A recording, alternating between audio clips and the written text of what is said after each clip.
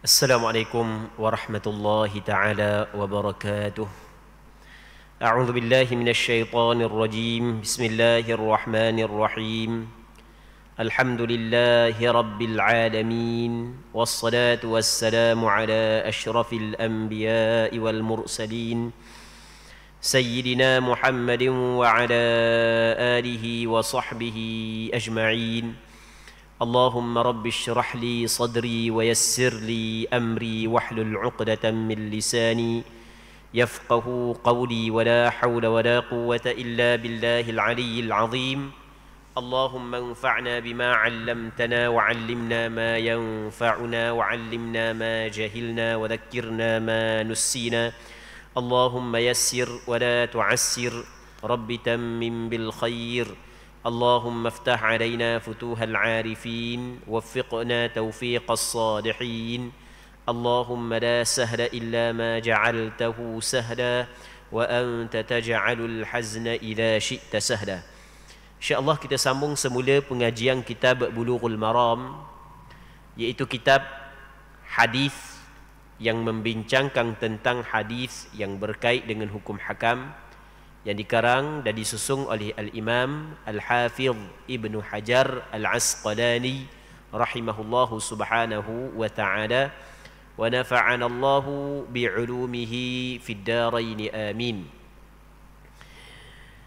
Katanya daripada Sa'id bin Al-Musayyab bahawa Umar bin Al-Khattab radhiyallahu ta'ala anhu berkata, ayyuma rajulin tazawwaja imra'atan fadakhala biha fawajadaha barsa aw majnunah aw majzumah falaha as-sadaqu bimasisihi iyyaha wa huwa lahu ala man gharrahu minha.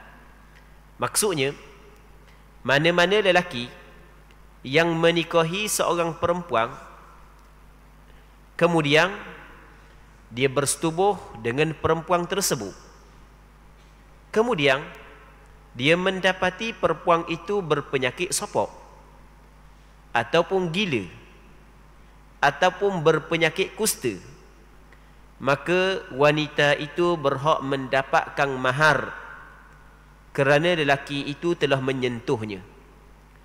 Dan lelaki itu berhak menuntut mahar kepada orang yang menipunya berkenaan dengan wanita itu. Hadis ini diriwayatkan oleh Sa'ad ataupun oleh Sa'id bin Mansur, Imam Malik dan Imam Ibnu Abi Syaibah, dan perawi-perawinya adalah perawi yang thiqah. Muslimin muslimat yang dirahmati oleh Allah Subhanahu wa taala. Kita masih lagi dalam perbincangan yang berkait dengan perkahwinan, yang mana dalam hadis ini Sayyidina Umar menyebut perkataan Sayyidina Umar. Sayyidina Umar menyebut bahawasanya siapa pun di kalangan orang lelaki apabila dia nikah dengan seorang perempuan, setelah berlaku persetubuhan, tiba-tiba dia mendapat kecacatan yang ada pada perempuan tersebut, yang mana kecacatan itu disembunyikan sebelumnya, tidak diberitahukan kepada dia.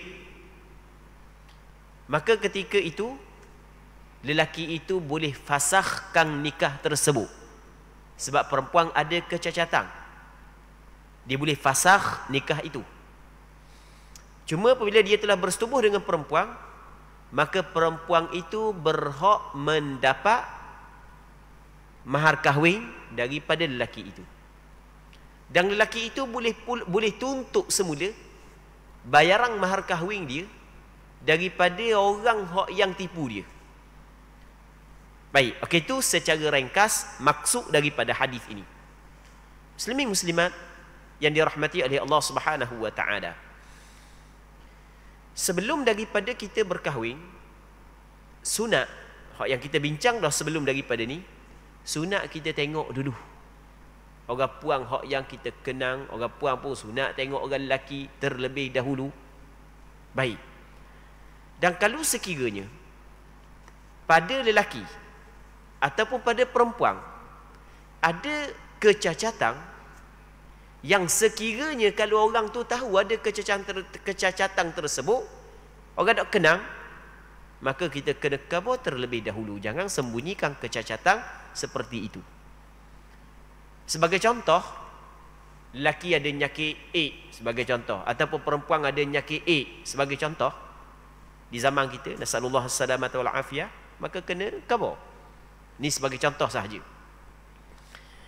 Kalau khabar, lelaki bersetuju aib ini ada pada perempuan, khabar dah, orang puang ni ada kecacatan sekian, tak apa, kenang juga. Begitu juga orang lelaki ada kecacatan sekian, orang puang kenang juga. Apabila berlangsungnya perkahwinan, maka tidak boleh nak fasakh perkahwinan tersebut di atas ataupun menggunakan alasan ada kecacatan, kerana kedua-dua lelaki dan perempuan itu telah jelas kecacatan yang ada pada pasangan masing-masing dan kedua-duanya bersetuju. Okey, itu jelas. Hak yang kita nak bincangnya adalah ketika mana perempuan itu ada kecacatan tetapi disembunyikan oleh wali dia. Wali dia tak khabar sepatah pun kepada lelaki. Menyembunyikan kecacatan, hukum dia adalah haram, dilarang oleh agama. Tapi bukanlah semua kecacatan. Bukan semua kecacatan. Kecacatan kalau orang tahu kan tak mau. Maka haram menyembunyikan kecacatan tersebut. Nabi SAW bersabda, "Man ghasyana falaysa minna." Sesiapa hak yang menipu kami, maka dia bukan daripada golongan kami. Bukan daripada golongan kami. Itu bukan di atas petunjuk Nabi SAW. Baik. Jadi khabar kecacatan tersebut kepada si suami dia, yang mana orang puang ni dia ada nyakit kulit, ada penyakit sekian-sekian. Kalau gatal sikit-sikit tu, jerawat sikit-sikit tu tak ada masalah lah, tu normal dah tu. Hak ni penyakit hak yang kita kata kecacatan, hak yang mesti dia kena khabar, jangan menyembunyikan, adalah kecacatan. Kalau kebiasaannya kalau orang tahu orang tak mau. Jadi kena khabar lah. Baik, tiba-tiba dia tak khabar, dia sengaja menyembunyikan. Jadi keluarga dia cari, oleh kerana dia ada anak puang ke adik-beradik puang pun, dia carilah kawan-kawan dia, kata mu ambil nikah bagus orang ni pun sekali. Sedangkan wali dia tahu ada kecacatan. Kalau wali tak tahu tu masalah lain. Wali tahu, wali dia tahu. Lepas tu dia pun khabar kepada kawan-kawan dia ke orang yang dia kenal supaya nikah dengan orang puan ni, tapi tak khabar pun kecacatan. Tiba-tiba nikah. Dia nikah dua. Lepas daripada nikah, sebelum daripada bersetubuh, tengok ada kecacatan, maka lelaki itu boleh fasahkan nikah tersebut. Maka tanpa perlu ada bayaran mahar kahwin kepada perempuan itu, sebab perkahwinan tidak terjadi sebab difasahkan. Yang keduanya, difasahkan setelah orang lelaki itu tahu kecacatan lepas daripada setubuh. Lepas daripada setubuh dan nikah petang. Nikah petang, malang pula lapu bilik sama-sama, baru jumpa tengah malang, lapu bilik sama-sama. Malam pertama berlaku dah persetubuhan. Esok kan cerah, tengah hari baru dapat. Allah, banyaknya kecacatan disembunyikan. Maka lelaki itu boleh fasakh perkahwinan tersebut, dan cuma dia tetap kena bagi mahar kahwin kepada perempuan kerana dia telah menyentuh perempuan itu. Dan kalau sekiranya wali perempuan yang menipu, maksudnya yang menyembunyi kecacatan tersebut, sedangkan wali tahu, diwaksanya dia pula hak yang memberi galakan kepada lelaki itu untuk berkahwin dan dia menyembunyikan kecacatan, maka lelaki itu boleh tuntut bayaran daripada wali perempuan. Lelaki tetap kena bagi kepada perempuan, tapi dalam masa yang sama dia boleh tuntut daripada wali perempuan supaya bayar balik kepada dia kerana berlaku penipuan daripada wali perempuan. Okey, itu maksud daripada hadis ini. Seterusnya, apa yang disebut dalam hadis ini? Contohnya barsak. Barsak ni maksudnya perempuan hak yang berpenyakit sapak. Sapak ni maksudnya putih. Yang keduanya adalah majnunah, perempuan yang gila. Lepas daripada nikah baru tahu gila. Nasallallahu alaihi wal afiyah. Kalau tahu gila daripada awal, lelaki bersetuju, tu tak ada masalah. Ni lepas daripada keesokan tu baru tahu gila. Ataupun berpenyakit juzam. Juzam ni kulit dia, daging dia luruh. Penyakit yang seperti kalau zaman kita kok macam kecil mani hok buruk. Nasallallahu alaihi wal afiyah. Baik. Sama juga kalau di zaman kita berpenyakit kita kata barah, hak yang barah tahap tinggi dah. Jadi kena khabarlah perkara-perkara tersebut. Baik. Katanya lagi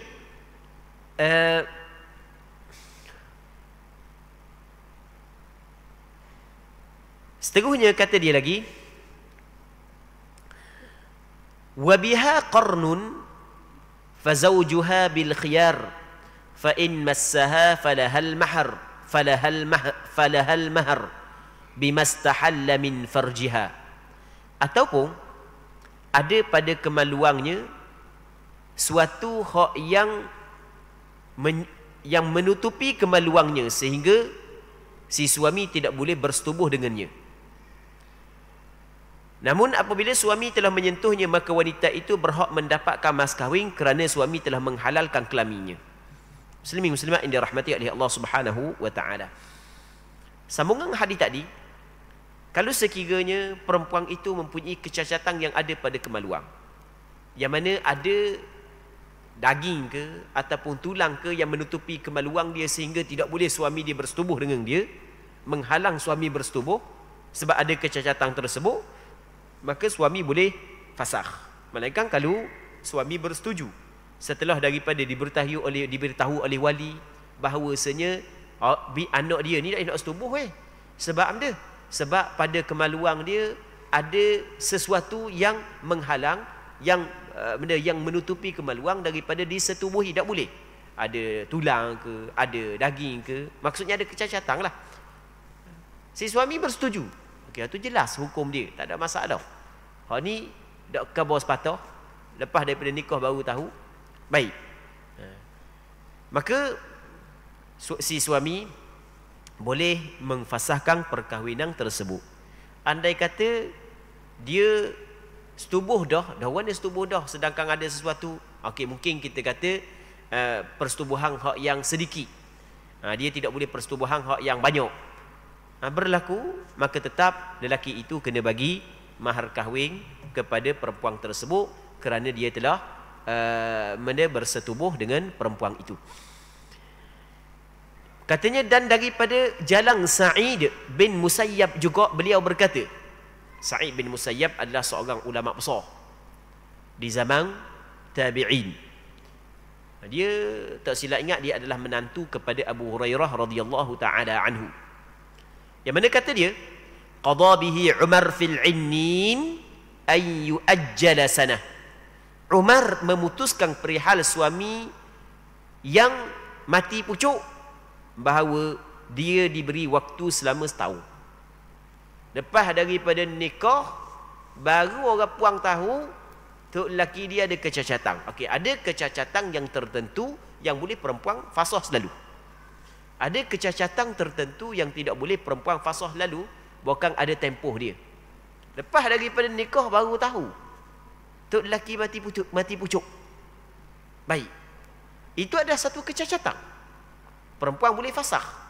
Tetapi Sayyidina Umar telah meletakkan hukum bahawasanya kena bagi kepada suami itu tempoh setahun untuk dia berubat. Bagi kepada suami tersebut tempoh setahun. Sebab mungkin orang saat itu mati pucuk, dok naik, cakap mudah gitulah kan, dok naik musim sejuk, tapi naik musim panas. Mungkin ada setengah-setengah bulan ni nak naik, awal bulan nak naik, tengah bulan naik. Padahal kita nak sebut gana lagi, kena sebut gitu lah. Kalau tak sebut gitu, payah pula nak faham kan. Jadi mungkin awal bulan dia dok nawang mana, boleh kita kata gitu. Mungkin tengah bulan nawang, mungkin akhir bulan nawang. Dalam sebulan. Dok pun mungkin musim ni dok nawang, musim lain nawang. Jadi sebab itulah diberi tempoh selama setahun untuk dia memulihkan penyakit tersebut. Kalau tak Tak selesai juga, maka perempuan berhak untuk memfasahkan perkahwinan itu. Muslimin muslimat yang dirahmati oleh Allah Subhanahu wa taala. Seterusnya daripada Abi Hurairah radhiyallahu anhu, beliau berkata, Rasulullah sallallahu alaihi wasallam bersabda, mal'unum ma atamra'atan fi duburiha. Maksudnya dilaknat lelaki yang mendatangi, yang bersetubuh dengan perempuannya pada dubur perempuan itu. Muslimin muslimat yang dirahmati oleh Allah Subhanahu wa taala. Hadis ini dikeluarkan oleh Imam Abu Dawud, Imam An-Nasai dan beberapa orang ulama hadis yang lain. Yang mana Abu Hurairah menceritakan kepada kita bahawasanya Rasulullah sallallahu alaihi wasallam pernah bersabda, orang lelaki yang meliwat isterinya. Kalau cakap kita gitulah, nasallallahu assalamata wal afiyah, dia dilaknat. Dilaknat oleh Allah Subhanahu wa taala. Apa makna dilaknat? Dijauhi daripada rahmat Allah Subhanahu wa taala. Jadi antara perkara yang dilaknat adalah bersetubuh dengan isteri melalui dubur isteri. Hak yang dituntut adalah bersetubuh melalui faraj ataupun melalui kemaluan hadapan. Mengambil keseronokan daripada isteri, daripada mana anggota dia dibolehkan melainkan daripada dubur. Daripada dubur dilaknat. Apa makna laknat? Dijauhi daripada rahmat Allah Subhanahu wa taala.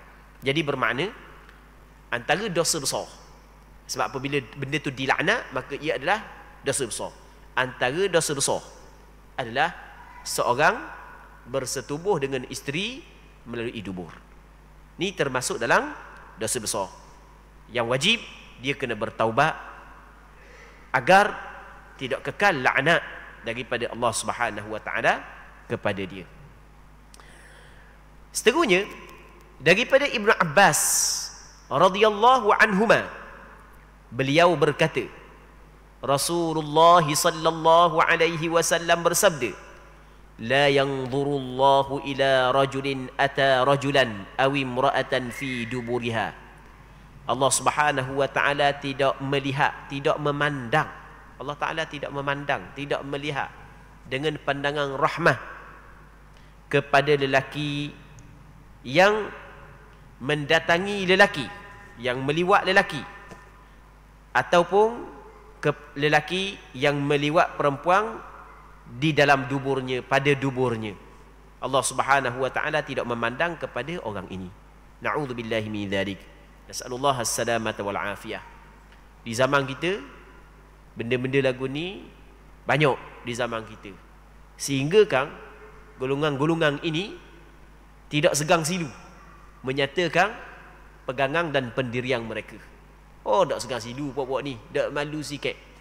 Tak malu sikit. Geng-geng LGBT, na'udzubillahi min dzalik. Hak yang masalahnya sebahagian daripada segelintir orang Islam juga terlibat. Na'udzubillahi min dzalik. Semoga Allah Subhanahu wa taala menyelamatkan kita semua daripada dosa-dosa seperti ini. Dan semoga Allah Subhanahu wa taala memberi petunjuk kepada mereka hak yang terlibat dengan dosa-dosa yang seperti ini. Kerana orang hak yang terlibat dengan dosa seperti ini, Allah Ta'ala tidak memandang dengan pandangan rahmat. Kita pada hari ini, kita nak buat perbandingan lah. Kalau kita duduk di sebuah kampung, sutir kampung tak pandang kita, sutir kampung tak cara kita, tak layan kita. Kita pergi situ, orang tak layan, pergi sini, orang tak layan, pergi sini, orang tak layan. Kita rasa tak nak hidup, kita duduk kampung tu. Kalau orang tu ada perasaan lah, tak nak hidup langsung.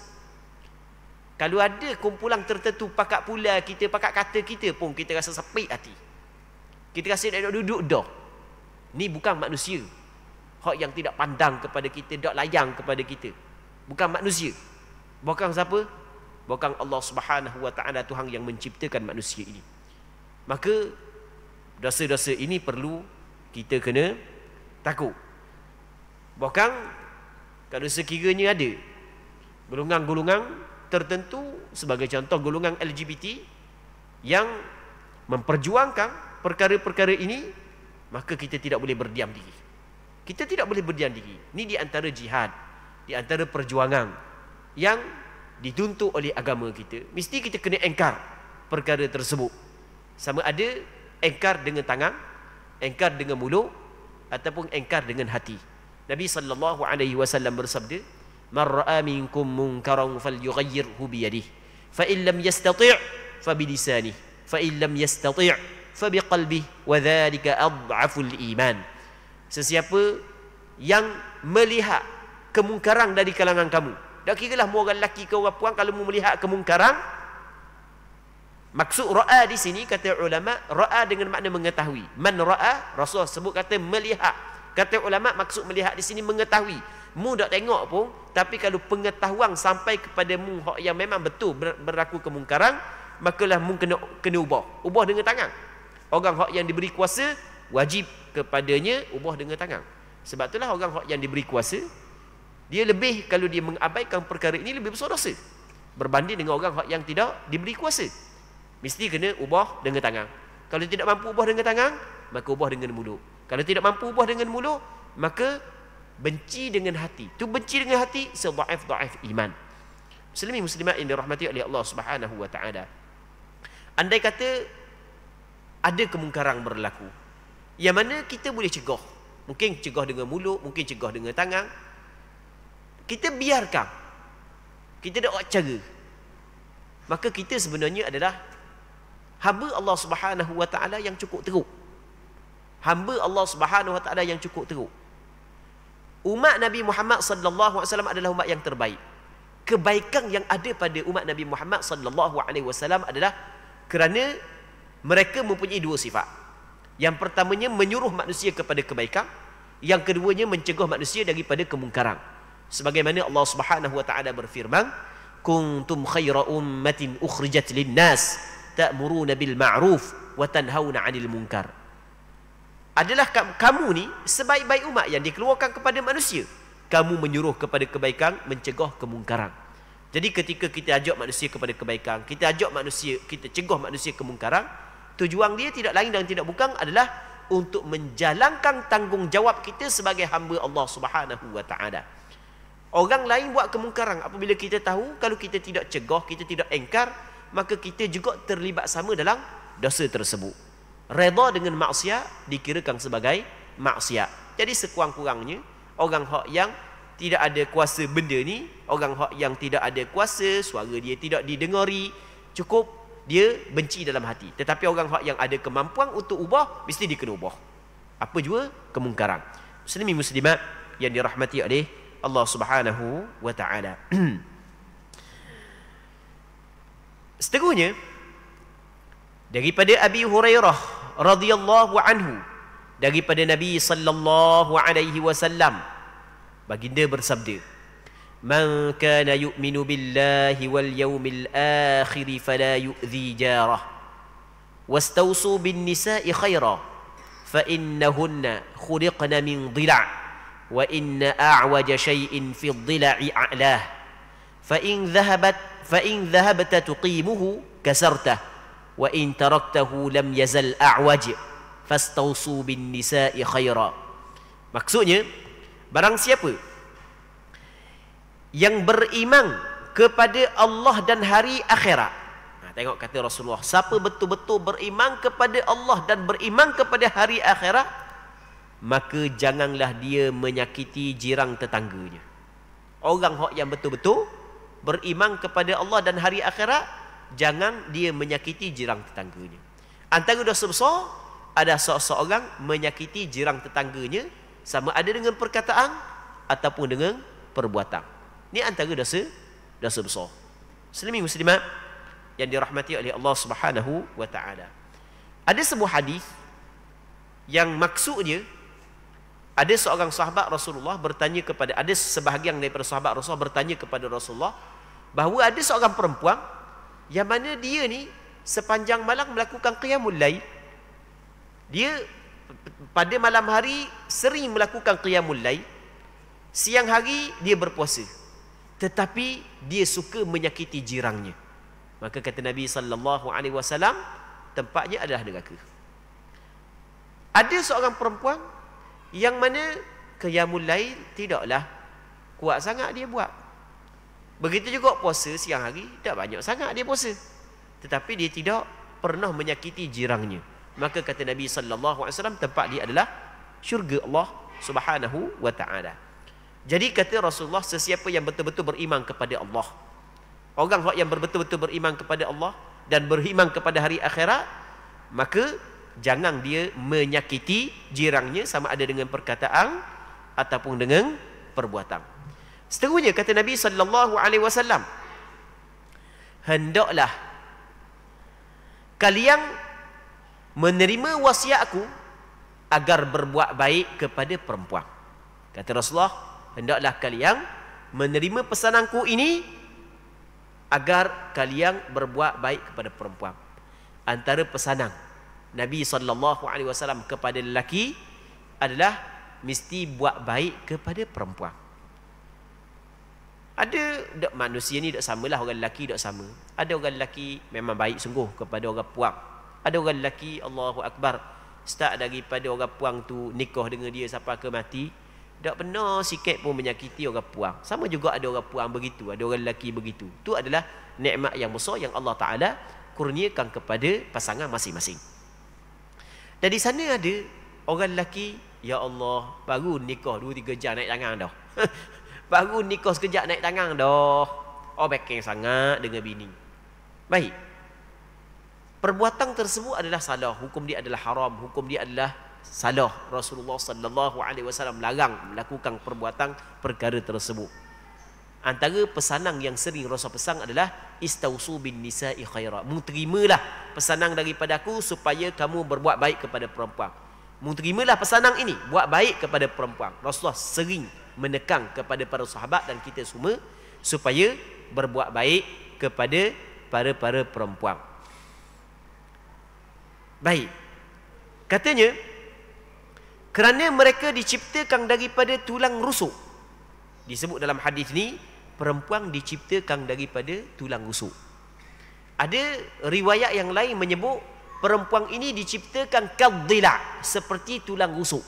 Ada riwayat perempuan diciptakan daripada tulang rusuk, ada riwayat perempuan diciptakan seperti tulang rusuk. Maksudnya perempuan diciptakan daripada tulang rusuk, Hawa diciptakan daripada tulang rusuk Nabi Adam. Ini pandangan mengikut pandangan sebahagian daripada ulama. Tapi sebenarnya dalam masalah ni ulama berbeza pandangan. Dalam Al-Quranul Karim Allah Subhanahu wa taala berfirman, ya ayyuhan nasu taqu rabbakumul ladzi khalaqakum min nafsin wahidah wa khalaqa minha zawjaha. Wahai manusia, hendaklah kamu bertakwa kepada Allah Subhanahu wa taala, kepada Tuhan kamu yang telah menjadikan kamu daripada satu, iaitu daripada Nabi Adam, dan telah menjadikan daripada Nabi Adam wa khalaqa minha zawjaha, akan pasangannya iaitu Hawa. Allah Ta'ala menciptakan daripada Nabi Adam Hawa. Maka sebahagian daripada ulama menjadikan ayat Al-Quran dan menjadikan hadis ini sebagai dalil bahawasanya Hawa, nenek kita yang isteri Nabi Adam alaihi salam, diciptakan daripada tulang rusuk Nabi Adam. Tapi ada sebahagian daripada ulama mengatakan bahawasanya Hawa bukan diciptakan daripada tulang rusuk. Tapi maksud diciptakan daripada tulang rusuk, maksudnya adalah diciptakan seperti tulang rusuk. Sebagaimana tulang rusuk bengkok, begitu juga perempuan adalah bengkok. Baik. Jadi tidak berlaku kesepakatanlah di kalangan ulama mengatakan bahawasanya perempuan ataupun Hawa diciptakan daripada tulang rusuk Nabi Adam. Tapi ada pandangan ulama yang berpandangan sedemikian. Muslimin muslimat yang dirahmati oleh Allah Subhanahu wa taala. Kemudian kata Nabi sallallahu alaihi wasallam, dan tulang rusuk yang paling bengkok adalah yang paling atas. Kalau kita tengok tulang rusuk kita, hak yang paling bengkok kan, kita bengkok sini, lepas tu adik sini panjang seterik kan, sini bengkok. Tu hak yang paling bengkok bagi yang paling atas. Tu hak yang bahagian paling bengkok. Maka ada sebahagian daripada ulama mengatakan, jadi maksud dengan tulang rusuk yang paling bengkok adalah bahagian atas adalah bahagian yang paling bengkok daripada perempuan adalah bahagian atas. Mana bahagian atas? Bahagian kawasan kepala di hak yang paling bengkok. Mana hak yang paling bengkok? Sebahagian ulama kata ni mulut, lidah. Itu maksud bahagian hak yang paling bengkok, bahagian atas, maksudnya merujuk kepada perempuan. Bahagian yang paling bengkok adalah mulut dia. Oh, mulut dia kok. Setengah lah kebanyakan orang puang dah mulut dia. Oh, lebak sungguh. Itu hak yang bahagian, hak yang paling bengkok. Kemudian kata Nabi sallallahu alaihi wasallam, dan jika kamu paksakan untuk meluruskannya, nescaya kamu mematahkannya. Oh, kalau mung duduk nebeng untuk meluruskan hak yang bengkok itu, patah tunggu patah. Tapi kalau membiarkan dalam keadaan tidak dan jika kamu membiarkannya, maka dia akan tetap bengkok. Kalau membiarkan gitu, tidak cuba untuk memperbetulkan dia, tidak cuba untuk mendidikkan dia, maka dia akan kekal dalam keadaan bengkok. Tapi pada penghujung hadis, walaupun perempuan itu bengkok, kata Rasulullah, maka hendaklah kamu menerima pesanan aku supaya kamu berbuat baik kepada perempuan. Walaupun dalam keadaan mulut dia, dalam keadaan pemikiran dia kurang lagu mana sekalipun, tetap wajib kepadamu wahai lelaki kena berbuat baik kepada perempuan. Baik. Dalam riwayat Muslim, fa in istamta'ta biha wa biha iwaj wa in dhahabta tuqimuha kasartaha wa kasruha talaquha. Apabila kamu bersenang-senang dengannya, maka kamu bersenang-senang dengannya dan kebengkokannya tetap ada padanya. Dan jika kamu berusaha meluruskannya, nescaya kamu mematahkannya. Dan cara mematahkannya adalah mentolakkannya. Jadi Nabi SAW suruh kita berbuat baik kepada perempuan. Tapi dalam masa yang sama, Rasulullah suruh kita didik perempuan, tarbiyah perempuan. Tapi jangan nebeng sangat, jangan lebih-lebih sangat, sebab dibimbangi akan mematahkan perempuan tersebut. Seterusnya, daripada Jabir bin Abdullah radhiyallahu anhu, beliau berkata, kunna ma'an nabi sallallahu alaihi wasallam fi ghazah, falamma qadimna al-madinata dhahabna linadkhul, faqal sallallahu alaihi wasallam amhilu hatta tadkhulu layla, يعني عشاء لكي تمتشط الشاعثة وتستحد المغيبة. Dulu, kata Jabir, kami bersama Nabi sallallahu alaihi wasallam dalam satu peperangan. Tak kala kami mendekati Madinah, sepulang kami daripada peperangan tersebut dekat dah dengan Madinah, maka kami bersiap-siap untuk memasukinya. Kira pakai nak balik rumah masing-masing. Dah dekat dah ni. Pakai nak balik rumah masing-masing. Tapi Nabi SAW mengajar kepada para sahabat bagaimana kau adab pulang daripada permusafiran. Lalu baginda SAW bersabda, jangan gopoh sehingga kalian masuk di malam hari, yakni pada waktu Isyak, supaya isteri hak yang rambutnya tidak dia syaithah ni, sebab ni terjemahan ni kebetulan berpakai kitab terjemahan dari Indonesia. Dia kata isteri yang acak-acakan rambutnya. Maksud syaithah ni perempuan hak yang rambut dia tidak terurus. Itu makna syaithah. Syaithah ni adalah perempuan hak yang rambutnya dok sikap, dok teru, dah tu lelaki tak ada rumah, dia dok cara dah. Dia dok cara dah, rambut pas mana pun dok tahu kali benda dah hoi. Kodang kali rambut. Macam atu rambut. Baik. Jadi isteri hak yang rambut dia saat ni tu tidak disikap, tunggu sampai isteri tu sikat rambut dulu. Dan isteri hak yang ada bulu-bulu panjang, kerak dulu bulu-bulu teyoknya panjang, bulu ari-arinya panjang, kerak dulu.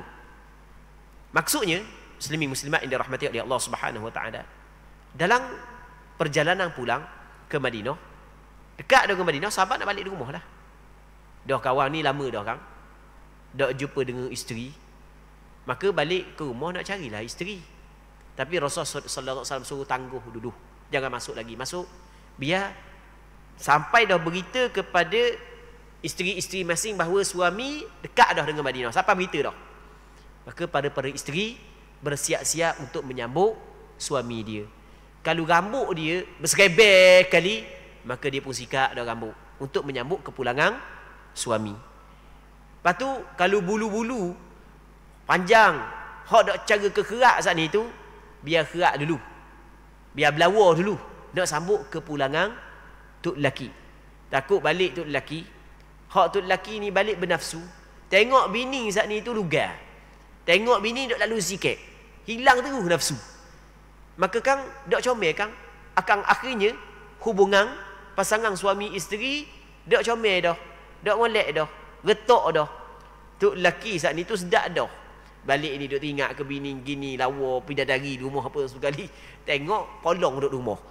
Jadi kang akhirnya hati suami jadi dak comel, hati tu bini pula jadi dak comel. Akhirnya berlaku keretakan. Tengok adab yang Nabi sallallahu alaihi wasallam ajar. Kita orang bermusafir, hak yang lama bermusafir, apabila balik di rumah, khabar dulu sepatah sebelum sapa, supaya si isteri saat itu boleh buat persediaan untuk menyambut kepulangan suami. Dan si isteri pula, dia saat itu bersiap-siap, belawa-lawa untuk menyambut kepulangan untuk lelaki. Tapi hak yang masalahnya, duduk di rumah duduk belawa mana? Hak yang tu luar duduk belawa sangat. Hak tu hak yang masalah sebenarnya. Muslimin muslimat yang dirahmati oleh Allah Subhanahu wa taala.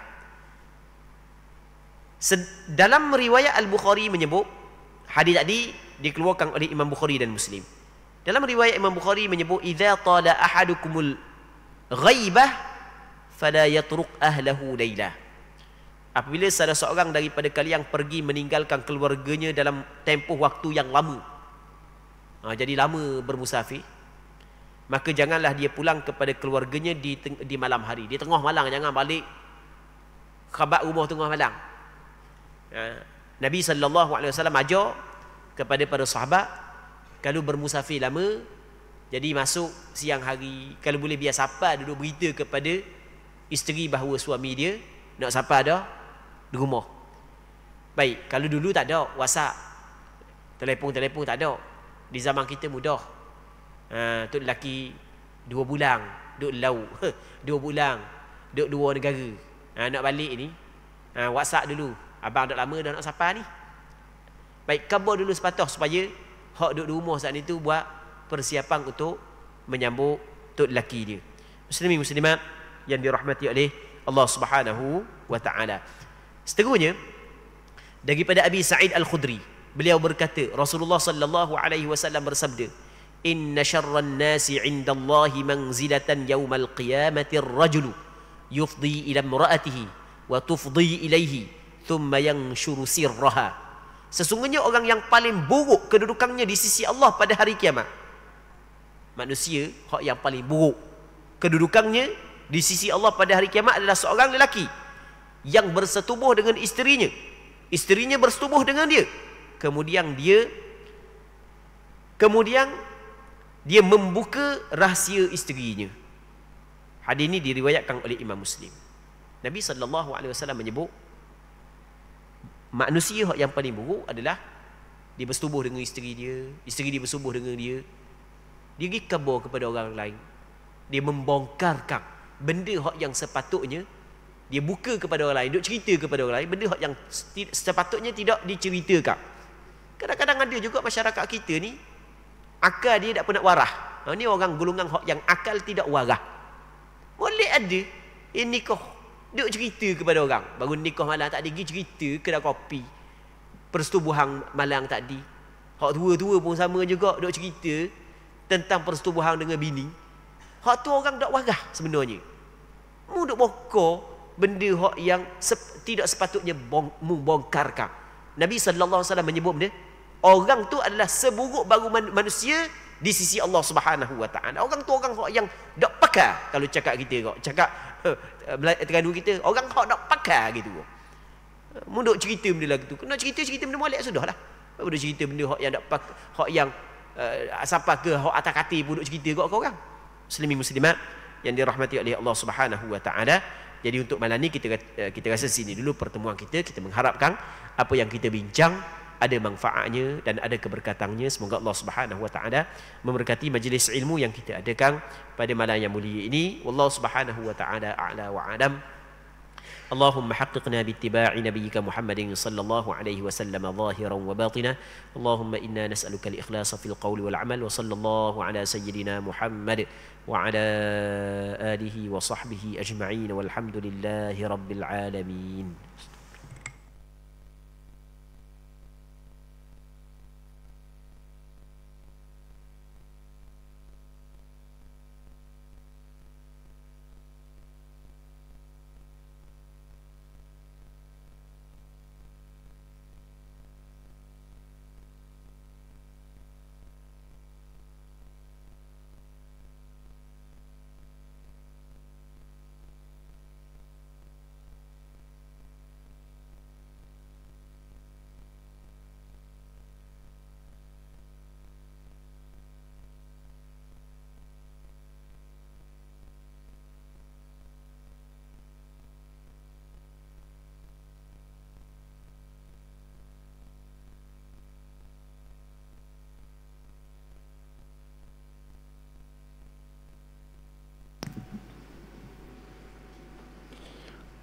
الله أكبر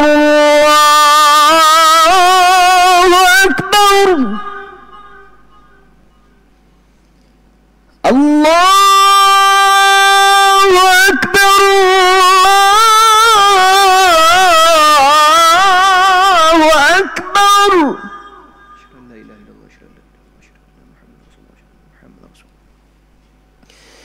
أشهد أن لا إله إلا الله.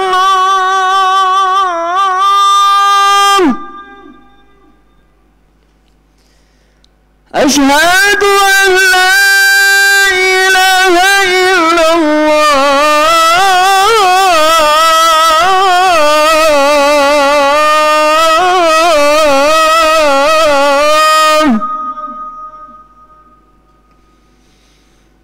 أشهد أن محمدا رسول الله.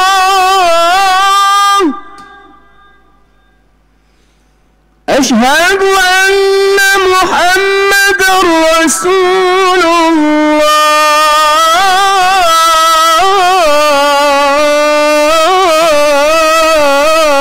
الله. حي على الصلاة.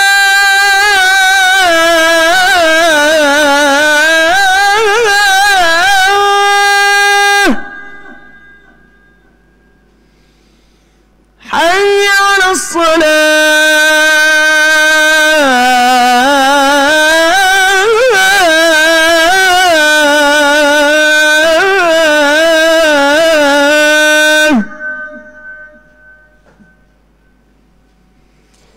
حي على الفلاح.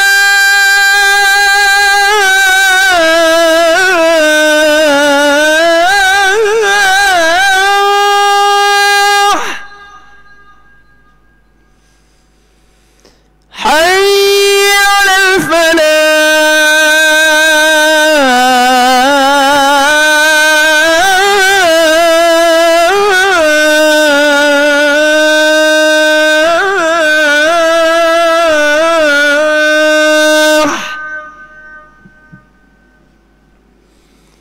الله أكبر الله أكبر. لا